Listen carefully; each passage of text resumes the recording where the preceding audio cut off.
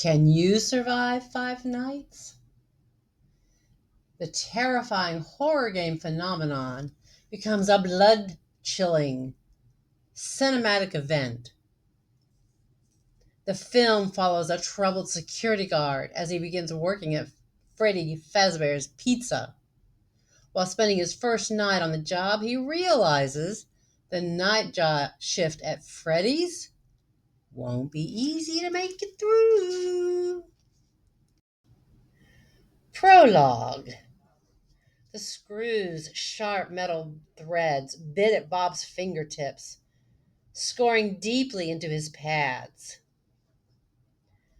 Blood smeared the screw head and dripped onto the rusty gray metal vent cover Bob was laboring to remove from the wall. Bob had already freed 2 of the vent screws. He tried to bend the cover back from the wall, but the metal was too strong. He had to get a 3rd screw out so he could swing the cover out of the way. The vent was large, big enough, Bob thought, for him to get through. It had to be. If it wasn't, well, he couldn't think about that. Come on, he muttered. The words came out in staccato gasps because of Bob's heart was pounding so violently it felt like it was beating the air out of his lungs. A heavy bang sounded behind Bob, a loud bang that vibrated the table Bob was crouched under. Involuntarily, Bob raised his head, whacking it on the table as he turned to look over his shoulder. Ow! The throbbing that erupted in his skull added syncopation to this rapid-fire breathing. Bob stared at the barrier he'd built up in front of the office's metal door. Was it going to hold? Another bang. This one reverberated through the office. Bob felt the vibration course through all the bones of his body. The vibration turned into a panicked convulsion as one of the filing cabinets he'd piled on top of the desk teetered. The desk was wedged against the door, but if the cabinets fell, would the desk stay in place? The wobbling filing cabinet bumped into the desk chair that topped the pile of office furniture. Bob had cobbled into a blockade. The chair toppled over and crashed into the office's linoleum floor. The desk twitched, but it stayed in place. Ignoring the prickles between his shoulder blades as he rotated away from the door, Bob returned his concentration to the screw. The blood-slicked screw stubbornly refused to turn for a couple more rounds. Bob gritted his teeth and put all his focus on the screw head. And finally, the screw came loose. He dropped it as the vent cover swiveled on its remaining screw and swung away from the opening in the wall. Bob peered into the black shaft extending in front of him. Stuffy air wafted from the opening. Dust billowed upward. He suppressed a sneeze.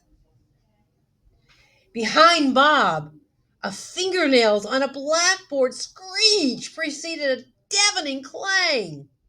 Bob's head swiveled. The filing cabinet was no longer on top of the desk. It lay on the floor, and behind it the desk began to move away from the doorknob. Bob sucked in his breath and looked around wildly for his flashlight.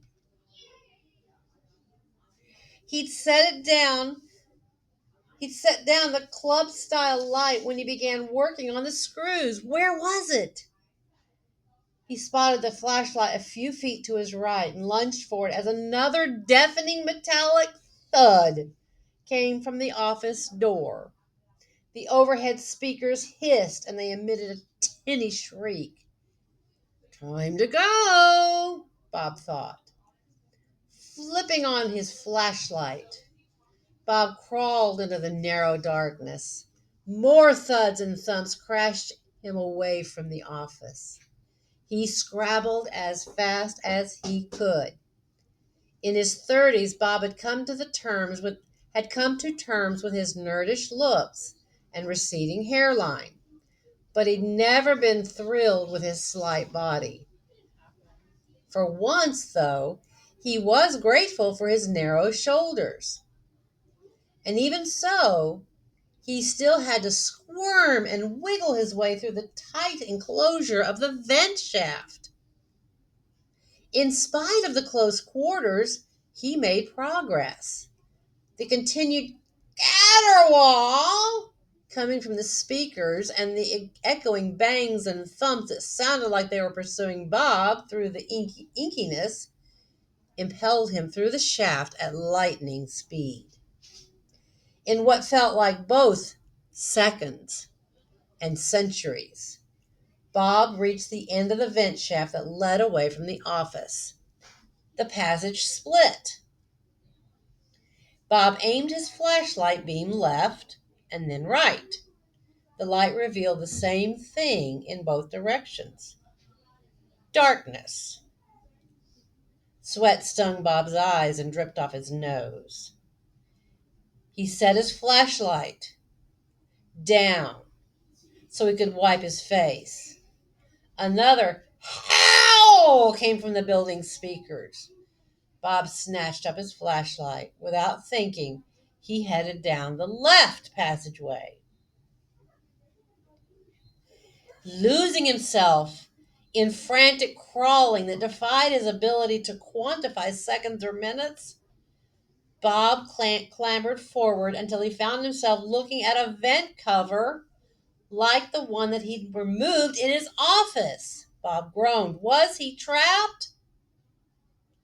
And if you want to know the answer to that, you're going to need to read Five Nights at Freddy's, the official movie novel.